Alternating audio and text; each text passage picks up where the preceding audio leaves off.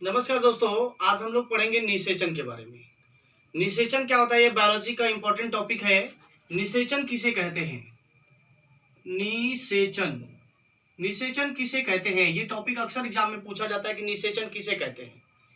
तो नर युग्मक तथा मादा युग्मक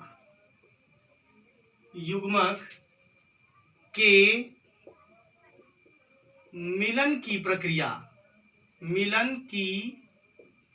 प्रक्रिया या संभोग की प्रक्रिया कह सकते हैं। मिलन की प्रक्रिया निषेचन कहलाती है। यानी नर युग्मक तथा मादा युग्मक आपस में संभोग की प्रक्रिया करें या एक दूसरे से मिलन की प्रक्रिया करें तो उसको क्या कहा जाता है? हमारा निषेचन कहा जाता है। निषेचन जो होता है वो दो प्रकार का होता है। यानी निषेचन के प्रकार की बात करेंगे तो ये निषेचन का प्रकार जो होता है वो दो प्रकार होता है, यानी दो प्रकार का होता है। पहला प्रकार देखा जाए तो बोला जाता है कि आंतरिक निषेचन होता है। आंतरिक निषेचन, ये आंतरिक निषेचन किसे कहते हैं? यानी ऐसी निषेचन की प्रक्रिया या ऐसा निषेचन जो मादा के गर्भाशय में डायरेक्ट हो, यानी मादा के गर्भाशय के अंदर संपन्न हो, उसको क्या कहा जाता है? आंतरिक निषेचन। यानी ऐसा निषेचन की या ऐसी निषेचन की प्रक्रिया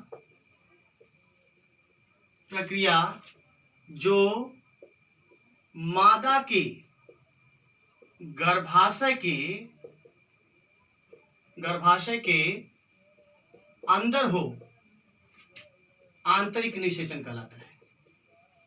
आंतरिक निषेचन कहलाता है। मादा के गर्भाशय के अंदर आंतरिक निषेचन कहलाता है। अब आपको बता दें कि ये मादा के गर्भाशय के अंदर होने का मतलब क्या है कि इसमें नर युग्मक जो होता है अपने शुक्राणु को जो होता है वृषण के माध्यम से छोड़ता है और वो जाता है, हमारा जो होता है मादा के गर्भाशय के अंदर जाता है, जिसमें जो होता है वो क्या करता है, हमारा शुक्राणु जो होता है वो अंडाणु के साथ क्रिया करता है और क्रिया करके जो होता है वो किसी जो होता है जाइगोट का निर्माण या कोई छोटा सा जो होता है शिशु का निर्माण करता है। अब यहाँ पे निषेचन का हो गया। अब जैसे इसमें अगर पूछता है कि जैसे में क्या क्या आ सकते हैं, तो मनुष्य आ सकता है और ये जो होता है आपका कुत्ते भी आ सकते हैं, कुत्ते, बिल्ली, बंदर और इस तरह के बहुत सारे पशु जो है आ सकते हैं। और ये सारे के सारे क्या है? आंतरिक निषेचन की प्रक्रिया करते हैं। यानी इनके अंतर्गत जो होता है आंतरिक निषेचन की प्रक्रिया मादा के गर्भाशय के अंदर होती है। अब दूसरा पूछा जाता है कि बाह्य निषेचन क्या होता है? बाह्य निषेचन की प्रक्रिया जो होती है, इसमें देखा जाता है कि ये बाह्य निषेचन की प्रक्रिया मादा के गर्भाशय के बाहर ही हो जाती है। यानी ऐसा या ऐसी निषेचन की प्रक्रिया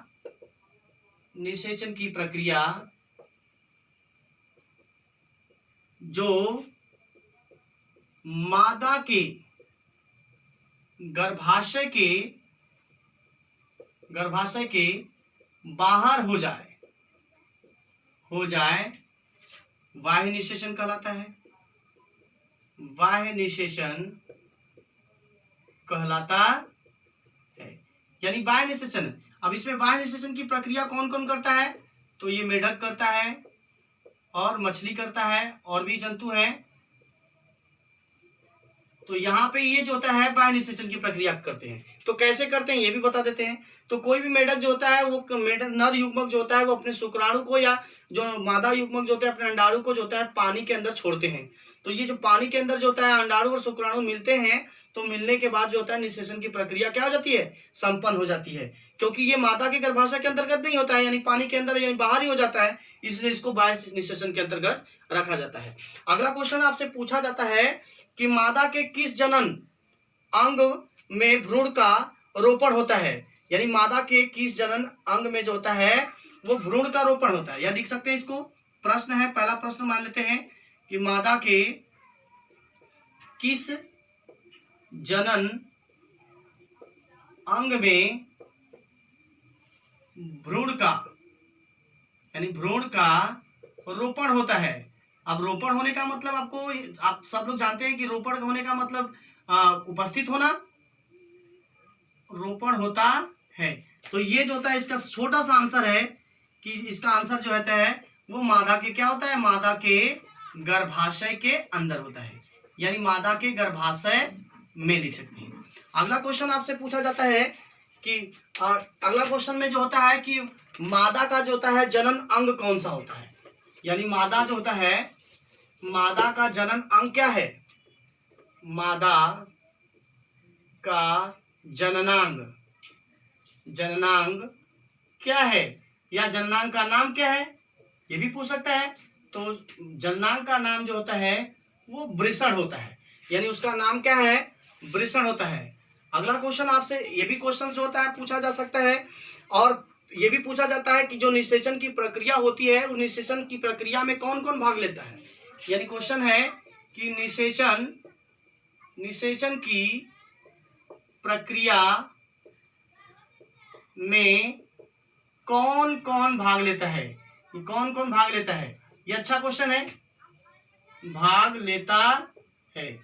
अब इसमें भाग लेने की बात पूछा है तो कौन कौन भाग लेता है, तो इसका उत्तर सिंपल सा उत्तर है कि जो होता है नर युग्मक,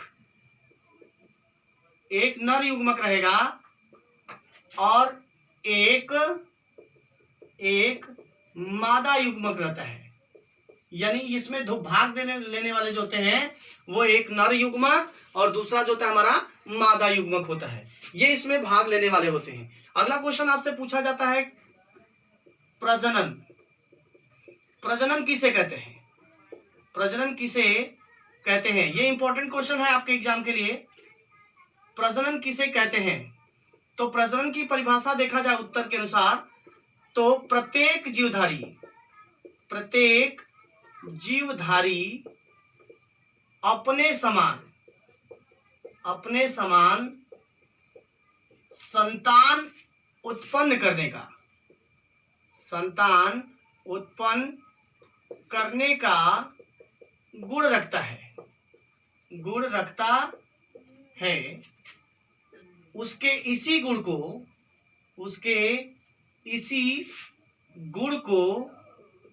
को प्रजनन कहते हैं। यानी यहाँ पे साफ साफ शब्दों में बता रहा है कि प्रत्येक जीवधारी जो होता है वो अपने समान, यानी अपने समान जो होता है संतान उत्पन्न करने का गुण रखता है, तो उसे क्या कहा जाता है, इस गुण को, इसी गुण को क्या कहा जाता है, हमारा प्रजनन कहते हैं।